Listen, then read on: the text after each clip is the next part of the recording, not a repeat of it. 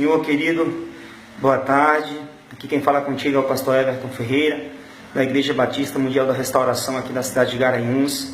É sempre um prazer estar, de alguma maneira, sendo instrumento de Deus para a sua vida. Que esse vídeo, mais uma vez, possa, de alguma forma, ser bênção na sua vida. Queridos, eu queria falar nessa tarde sobre talentos, sobre dons, sobre habilidades que Deus liberou sobre a igreja, sobre a sua vida, que está ouvindo esse vídeo. E talvez esses dons, essas habilidades, esses talentos que Deus liberou sobre a sua vida tenham estado enterrados.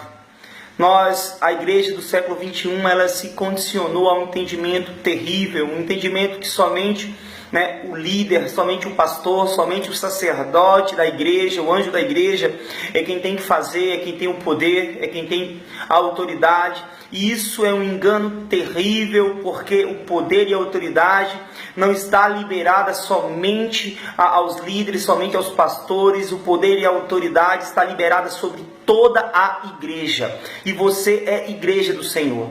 Eu quero te dizer, querido, que é mentira do diabo. Eu quero denunciar o diabo através desse vídeo, que você não é capaz, que você não tem habilidade, que você não tem dons. Você tem sim, queridos. Deus liberou sobre a sua vida. Eu quero te dizer duas coisas distintas.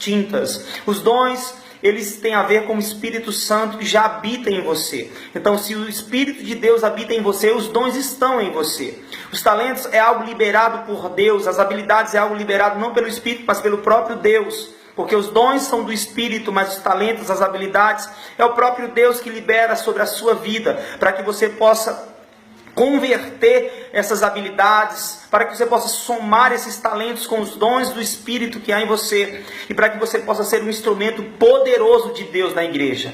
Não somente os pastores podem orar por cura, você que está me ouvindo pode orar por cura, por libertação. Você pode ser uma bênção na vida das pessoas. Quando eu abro a Bíblia Sagrada, no livro de João, no capítulo 6, eu vejo um garoto que tinha apenas alguns pães e alguns peixes. Eu vejo um garoto que foi escutar a Jesus, e a sua mãe, provavelmente, ao vê-lo saindo da sua casa, disse: filho, leve lanche, leve esse alimento, para que você, em um momento de fome, você possa ter esse alimento. Em um momento de necessidade, você possa se suster com ele. Queridos, o que é interessante naquele texto ali de João capítulo 6, é que ninguém tinha levado nada, à exceção desse garoto. Mas o que esse garoto levou, humanamente falando, daria apenas para que ele pudesse se alimentar. Mas a Bíblia diz que os discípulos saíram a procurar no meio daquela grande multidão e encontraram apenas um garoto com apenas alguns pães e alguns peixes. E esse pequeno lanche, esse pequeno alimento, essa pequena quantidade de habilidade que foi entregue nas mãos de Jesus, deu para alimentar uma multidão inteira. E diz as Escrituras que sobrepujou, ou seja, sobrou daquela alimentação 12 cestos cheios.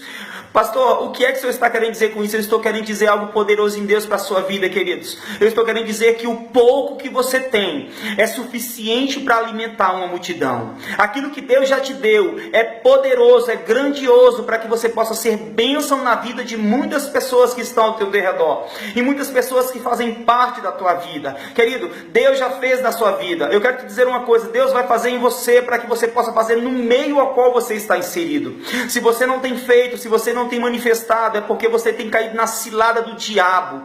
O diabo tem amordaçado a igreja, ou muitos têm se acovardado em anunciar o reino, dizendo que não é capaz, que não tem habilidade. Mas na autoridade do nome de Jesus, eu estou declarando nessa tarde, através desse vídeo, você tem mais do que o suficiente em Deus para alimentar uma multidão. Seja você uma bênção na vida das pessoas que fazem parte da sua vida. Quando nós abrimos as Escrituras Sagradas também, ali no livro de 2 Reis, no capítulo 4, no versos 8, nós vemos a história de Eliseu e a Sulamita.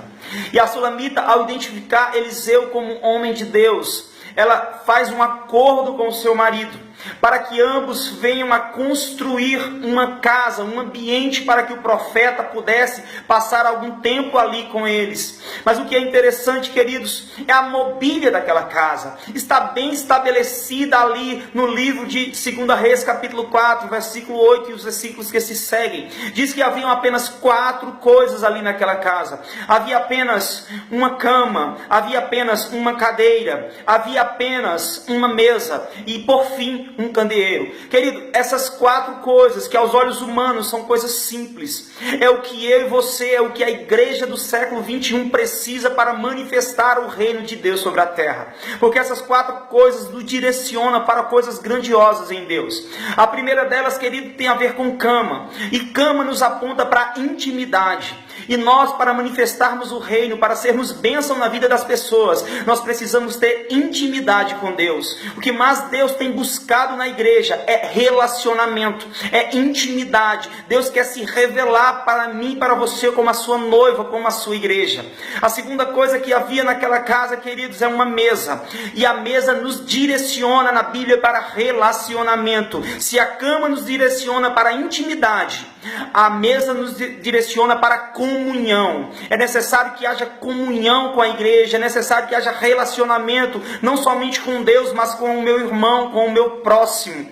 A terceira coisa é uma coisa simples, mas é uma coisa poderosa. É uma coisa que fala fortemente ao coração da igreja. Havia uma cadeira naquele lugar. Queridos, entenda bem, não havia um trono. Só que no século 21 nós vemos grandes homens que Deus levanta e libera poder e autoridade sobre a vida deles. E esses homens, ao invés de diminuírem para que a glória cresça, esses homens, ao invés de ter a unção que João Batista tinha quando foram perguntar quem era ele foi categórico ao dizer: eu sou apenas uma voz.